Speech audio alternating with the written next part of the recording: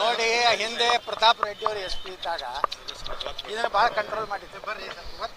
ಆದರೆ ಮತ್ತೆ ಆ ಭೀಮಾ ತಟದಲ್ಲಿ ಭೀಮಾ ದಂಡೆಯಲ್ಲಿ ಈ ಗುಂಡಿನ ಶಬ್ದ ಕೇಳಿಸಿ ಬರ್ತಾ ಇದೆ.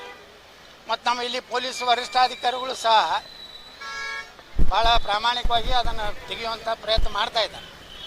ನಾ ಎಸ್ ಪಿ ಅವರಿಗೆ ಹೇಳ್ತಾ ಇದ್ದೀನಿ, ನೀವು ಯಾವುದೇ ರಾಜಕೀಯ ಒತ್ತಡಕ್ಕೆ ಮನೆ ಇದೆ, ಯಾರು ಕಲ್ಪ್ರಿಟ್ರ್ ಅದಾರ, ಯಾರು ಎಷ್ಟೇ ದೊಡ್ಡವರಿಲ್ಲ ಅವ್ರಿಗೆ ಶಿಕ್ಷೆ ಆಗುವಂಥದ್ದು ಮಾಡಬೇಕು. ಇಲ್ಲಾಂದರೆ ಇಡೀ ಭೀಮಾ ನದಿ ದಂಡೆ ಇವತ್ತು ತಲ್ಲಣಾಗಿದೆ. 6 ಕೊಲೆ ಆಗ್ತವೆ ಅಂದರೆ ಎಷ್ಟು ಒಂದು ಆಡಳಿತ ವ್ಯವಸ್ಥೆ ಪೊಲೀಸರ ಭಯ ಇಲ್ಲ ಅನ್ನುವಂಥ ವಾತಾವರಣ ತಯಾರಾಗಿದೆ. ಅದಕ್ಕೆ ಸರಿಯಾದ ಒಂದು ಉತ್ತರ ಕೊಡದೇ ಇದ್ದರೆ ಪೊಲೀಸ್ ಇಲಾಖೆ ರಕ್ಷಣೆ ಬಗ್ಗೆನೇ ಸಂಶಯ ಬರ್ತದೆ. ನಮಗೆ ಎಸ್ ಪಿ ಅವ್ರ ಮೇಲೆ ವಿಶ್ವಾಸ ಇದೆ, ಅವರು ಒಳ್ಳೆಯ ಒಂದು ಆ್ಯಕ್ಷನ್ ಮಾಡ್ತಾರೆ ಅಂತೇಳಿ. ಇನ್ನು ಮುಂದೆ ನೋಡಿ ಅಲ್ಲಿ ಮನುಗುಳಿ ಬ್ಯಾಂಕ್ ದರೋಡೆ ಆಯಿತು, ಚಡ್ಚಣ್ ಬ್ಯಾಂಕ್ ದರೋಡೆ ಆಯಿತು. ಅಂದ್ರೆ ಇದು ಏನಾಗಿದೆ ಅಂದರೆ ಆಡಳಿತ ವೈಫಲ್ಯ. ಪೊಲೀಸರ ಮ್ಯಾಗೆ ಗೃಹ ಮಂತ್ರಿಗಳದ್ದು ಸರ್ಕಾರದ ಏನೂ ಹಿಡಿತಿಲ್ಲ ಮತ್ತು ಆ್ಯಕ್ಷನ್ ಆಗಲಾಗೈತೆ. ಇವತ್ತು ನೀವು ಆಳಂದದಲ್ಲಿ ಶಿವಲಿಂಗ ಮೇಲೆ ಮೂತ್ರ ವಿಸರ್ಜನೆ ಮಾಡಿದವ್ರು ನೀವು ಬಿಡ್ತೀರ ಅಂದಮೇಲೆ ಆಡಳಿತ ಎಲ್ಲೈತಿ? ಒಬ್ಬ ಶಿವನ ಮೇಲೆ ಹಿಂದೂಗಳ ಭಾವನೆಗಳನ್ನು ಕೆದಕೋರ ಮೇಲೆ ಕೇಸ್ ಬಿಡ್ತೀರಿ. ಇವತ್ತು ಅವರು ನಮ್ಮ ಸರ್ಕಾರ ಇದ್ದಾಗೂ ಅವಾಗ DJ ಹಳ್ಳಿ KG ಹಳ್ಳಿ ಏನೂ ಮಾಡಲಿಲ್ಲ. ಹುಬ್ಬಳ್ಳಿಯಲ್ಲಿ ಪೊಲೀಸ್ ಸ್ಟೇಷನ್ ಬೆಂಕಿ ಹಚ್ಚುವಂತ ಏನೂ ಮಾಡಲಿಲ್ಲ. ಅದರಿಂದ ಎಲ್ಲರೂ ಅವ್ರಿಗೆ ಭಯಪಟ್ಟರು, ಇವರು ಅವ್ರಿಗೆ ಭಯಪಟ್ಟರು ಅನ್ನೋಂಥ ವಾತಾವರಣ ಇದೆ. ಈಗ ಹೊಸದಾಗಿ ಏನು ಹೋಮ್ ಮಿನಿಸ್ಟರ್ ಯಾರು ಆಗ್ತಾರೆ ನೋಡೋಣ. ನಾ ಭೀಮಾ ತೀರದ ಒಟ್ಟಾರೆ ಹೇಳೋದಂದರೆ ಅಲ್ಲಿ ಏನು ಐಡೆಂಟಿಫೈಡ್ ಏನು ರೌಡೀಸ್ ಅದಾರೆ, ಕ್ರಿಮಿನಲ್ಸ್ ಅದಾರೆ, ಅವರೆಲ್ಲರ ಮೇಲೆ ಆ್ಯಕ್ಷನ್ ತೊಗೋಬೇಕು. ಅವ್ರ ಮೇಲೆ ಎಲ್ಲನೂ ನಿಗಾ ಇಡಬೇಕು. ಅವ್ರ ಮೇಲೆ ಇದು ಇಡಬೇಕು, ಏನು ಈ ಕಣ್ಣು ಯಾವಾಗಲೂ ಕಣ್ಣು ಇಡಬೇಕು. ಮತ್ತು ಅವ್ರ ಮೊಬೈಲ್ಗಳ ಯಾವ ಲೊಕೇಶನ್ದಾಗ ಅದಾರೆ, ಏನು ಮಾಡಿ ಪ್ರತಿಯೊಂದೂ ಟ್ರೇಸ್ ಮಾಡಬೇಕು. ಯಾಕಂದ್ರೆ ಇಲ್ಲಾಂದರೆ ಇವತ್ತು 6 ಜನ ಪಾಪ ಇವತ್ತು ಭಾಳ ಹೀನಾಯ ಕೊತ್ತಾರೆ. ಅವ್ರು ನೋಡಿಬಿಟ್ರೆ ಭಯ ಬರ್ತದೆ. ಆ ರೀತಿ ಕಬ್ಬಿನ ಕಡಿತ ಮಾಡುವಂಥದ್ರಲ್ಲೇನು ಹೊಡೆದಾರೆ. ಇದೆಲ್ಲ ನೋಡಿದ್ರೆ ಭಯ ಕಡಿಮೆ ಆಗಿದೆ. ಈ ಎಸ್ ಪಿ ಅವರು ಕಠಿಣ ಕ್ರಮ ಕೈಗೊಳ್ಬೇಕಾದ ವಿನಂತಿ ಮಾಡ್ತಾರೆ. ನಿಶ್ಚಿತವಾಗಿ ಹೌದೌದು. ಈ ಪೊಲೀಸ್ ಇಲಾಖೆ ಬಗ್ಗೆನೇ ನಮ್ಮ ಎಸ್ ಪಿ ಅವ್ರ ಬಗ್ಗೆ ನಮ್ಮದು ವಿಶ್ವಾಸ ಇದೆ. ಅವ್ರು ಏನು ಕ್ರಮ ತಗೋತಾರೆ, ತಗೋಲಿಲ್ಲ ಅಂದ್ರೆ ಮುಂದೆ ನಮ್ದು ಐತಲ್ಲ ಮತ್ತು ವಿರೋಧ ಪಕ್ಷದ ಕೆಲಸ ನಾವು ಮಾಡ್ತೀವಿ. ಅಲ್ಲಿವರೆಗೂ ಫ್ರೀ ಬಿಟ್ಟಿವ್ರಿ. ದುಡ್ಡಿಗೆ ಮಂತ್ರಿಗಳ ಖಾತೆಗಳನ್ನು ಮಾರಾಟ ಆಗುವಂಥದ್ದು ಆಗಬಾರ್ದು. ನನಗೆ ಭಯ ಅನ್ನಿಸ್ತದೆ. ದುಡ್ಡಿಗೂ ವ್ಯಾಪಾರ ಆಗ್ಬೋದು ಮತ್ತು ಮುಂದೆ ತಿಂಗಳಿಗೆ ಕೊಡ್ಬೇಕಂತ ಫಿಕ್ಸ್ ಮಾಡಿನೂ ಕೊಡ್ಬೋದು. ಯಾಕಂದ್ರೆ ನೀವು ನೋಡ್ತಿರಲ್ಲ ಮುಖ್ಯಮಂತ್ರಿಗಳೇ ಯಾವ ಪರಿಸ್ಥಿತಿ ಒಳಗೆ ಸಿದ್ದರಾಮಯ್ಯನವ್ರು ಇದ್ದಾಗ ಅವ್ರದ್ದೊಂದು ರೀತಿ ಒಂದು ಸಿದ್ದರಾಮಯ್ಯನವರು ಇವತ್ತು ಕಾಂಗ್ರೆಸ್ನಲ್ಲಿ ಒಬ್ಬ ಒಳ್ಳೆಯ ರಾಜಕಾರಣಿ. ಅವರೇನು ಇಷ್ಟು ಹಪಾಪಿದ್ದಿದ್ದಿಲ್ಲ. ಈಗ ಬಂದವರು ನೋಡಿಬಿಟ್ರೆ ಗೊತ್ತಾಗ್ಬಿಡ್ತೈತೆ ಯಾವ ರೀತಿ ಇದೆ. ಸಿದ್ದರಾಮಯ್ಯನವ್ರು ತೆಗೆದಿದ್ದು ಬಹುತೇಕ ಎಲ್ಲರಿಗೂ ನೋವಾಗಿದೆ. ಮತ್ತು ಅವ್ರಿಗೆ ಮೋಸ ಮಾಡೋದಂಥವ್ರ ಹೆಸರು ಈಗ ಬರ್ಲಾಕತ್ತೆ. ಸಿದ್ದರಾಮಯ್ಯನವ್ರಿಗೆ ಅವ್ರ ಮಗಲಿದ್ದೇ ಬೆನ್ನಲ್ಲಿ ಚಾಕು ಹಾಕೋದು. ಅವ್ರು ಭಾಳ ನಂಬಿದ್ರು ಮುಂದಿನ ಅವಧಿಗೆ ನಮ್ಮ ಹಿಂದುಳಿದ ದಲಿತ ನಾಯಕ ಇವರೇ ಅನ್ನೋಷ್ಟು ಮಟ್ಟಿಗೆ ಅವ್ರನ್ನ ಬೆಳೆಸ್ತಾ ಇದ್ರು.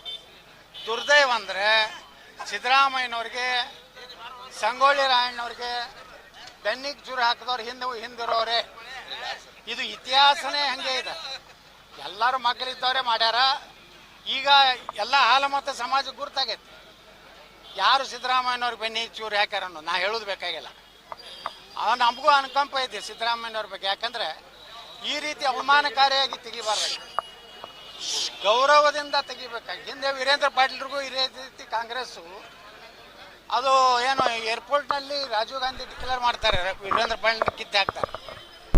ಅಲ್ಲಿಂದ ಇವತ್ತು ಸಿದ್ದರಾಮಯ್ಯನವ್ರದ್ದು ವೀರೇಂದ್ರ ಪಾಟೀಲ್ರದ್ದು ನೋಡಿಬಿಟ್ರೆ ಕಾಂಗ್ರೆಸ್ನಲ್ಲಿ ಪ್ರಭಾವಿ ಮತ್ತು ಜನಮೆಚ್ಚಿದ ನಾಯಕರನ್ನ ಯಾವ ರೀತಿ ಅವಮಾನ ಮಾಡ್ತಾರೆ. ಮತ್ತು ಭಾಳ ಹೇಳ್ತಿದ್ರು ನಮ್ಮ ರಾಹುಲ್ ಗಾಂಧಿ, ಹಿಂದುಳಿದವರು ದಲಿತರು ರಾಜ್ಯ ಮುಖ್ಯಮಂತ್ರಿ ಆಗಬೇಕು, ಕ್ರಿಕೆಟ್ನಲ್ಲಿ ಪ್ಲೇಯರ್ ಆಗಬೇಕು, ಹಾಕಿ ಪ್ಲೇಯರ್ ಆಗಬೇಕು, ಮ್ಯಾಗ ಗಗನಯಾತ್ರೆಯನ್ನು ಅವರೇ ಮಾಡ್ಬೇಕಂತ ಹೇಳ್ತಿದ್ರು.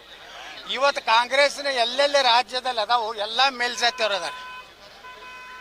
ಕರ್ನಾಟಕ ಡಿ ಕೆ ಶಿವಕುಮಾರ್, ತೆಲಂಗಾಣ ಯಾರು ರೇವಂತ್ ರೆಡ್ಡಿ, ಅಲ್ಲಿಂದ ಯಾವುದದು ನಮ್ಮ ಕೇರಳ ಅಪ್ಪರ್ ಕ್ಲಾಸು, ಅಲ್ಲಿಂದ ಇನ್ನೊಂದು ಜಾರ್ಖಂಡ ಉತ್ತರಾಂಚಲ, ಅದೇ ಉತ್ತರಾಂಚಲ ಅಲ್ಲೂ ಅಪ್ಪರ್, ಅಂದರೆ ಎಲ್ಲ ಮೇಲ್ಜಾತಿಯವರು ಮುಖ್ಯಮಂತ್ರಿ ಆಗ್ಯಾರ.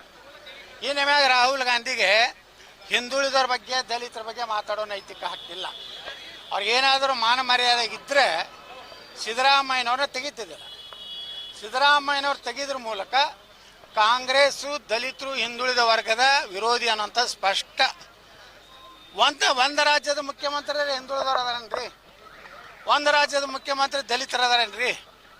ಮತ್ತೆ ಯಾಕೆ ತೆಗೆದ್ರಿ ಸಿದ್ದರಾಮಯ್ಯನವ್ರನ್ನ? ಅಥವಾ ಸಿದ್ದರಾಮಯ್ಯನವ್ರು ತೆಗೆದ್ರಿಗೆ ಏನು ಕಾರಣ ಕೊಡ್ತೀರಿ ಕಾಂಗ್ರೆಸ್ನವ್ರು? ಸಿದ್ದರಾಮಯ್ಯನವ್ರ ಮೇಲೆ ಭ್ರಷ್ಟಾಚಾರ ಆರೋಪ ಇತ್ತ? ಯಾವುದಾದ್ರೂ ಭ್ರಷ್ಟಾಚಾರ ಆರೋಪದಲ್ಲಿ ಅವ್ರಿಗೆ ಶಿಕ್ಷೆ ಆಗಿತ್ತ? ಬಿ ಜೆ ಪಿಯವ್ರಂತೂ ಏನೂ ಮಾಡಲಿಲ್ಲ. ಅವ್ರು ಭ್ರಷ್ಟಾಚಾರ ತೆಗೆದಾಗಲಿಲ್ಲ, ಏನೂ ಮಾಡಲಿಲ್ಲ. ಈಗ ಡಿ ಕೆ ಶಿವಕುಮಾರ್ ಅವರು ಮುಖ್ಯಮಂತ್ರಿ ಆಗ್ತಾರ ಅನ್ನೋಂಥ ಭಾಳ ಖುಷಿ ಇರೋದು ಯಾರಿಗೆ ಅಂದರೆ ಬಿ ಜೆ ಪಿ ರಾಜ್ಯಾಧ್ಯಕ್ಷಿಗೆ. ನಿಮ್ಗೆ ಆಶ್ಚರ್ಯ ಅನ್ನಿಸ್ಬೋದು, ಸಿದ್ದರಾಮಯ್ಯವರು ರಾಜೀನಾಮೆ ಕೊಡ್ತಾರೆ, ಡಿ ಕೆ ಶಿವಕುಮಾರ್ ಮುಖ್ಯಮಂತ್ರಿ ಆಗ್ತಾರೆ ಅಂತ ದಿಲ್ಲಿ. ಯಾಕಂದರೆ ಒಂದು ಪಾರ್ಟಿ ಸಂಪರ್ಕ ಇದ್ದೇ ಇರ್ತದೆ. ಮೊದಲು ಫೋನ್ ಹೋಗಿದ್ದೆ ಬಿ ಜೆ ಪಿ ರಾಜ್ಯಾಧ್ಯಕ್ಷದು ಡಿ ಕೆ ಶಿವಕುಮಾರ್ಗೆ, ಅಭಿನಂದನೆ ಸಲ್ಲಿಸಿ. ನಮ್ಮ ಅಪ್ಪನ ದೋಸ್ತ ಮನೆಗೆ ಹೋದ, ನನ್ನ ಪಾರ್ಟ್ನರ ಮುಖ್ಯಮಂತ್ರಿ ಆದ. ಯಾರು? ಬಿ ಜೆ ಪಿ ರಾಜ್ಯಾಧ್ಯಕ್ಷ. ಹಾಂ, ಬಿಸ್ನೆಸ್ ಪಾರ್ಟ್ನರ್ ಅವರೇ ಹೇಳ್ಯಾರಲ್ಲ ಸುವರ್ಣದಾಗ ಒಂದು ಇಂಟರ್ವ್ಯೂ ಒಳಗೆ. ಹಾಂ, ಇಲ್ಲ ಎರಡ್ರಿಗೂ ಹೋದಾರ ಬಿಡು, ಅದ್ರಾಗೇನು. ಅದು ಬಿಸ್ನೆಸ್ ಪಾರ್ಟ್ನರ್ ಅವ್ರಿಗೆ ಒಪ್ಕೊಂಡಾರ ಪಾಪ.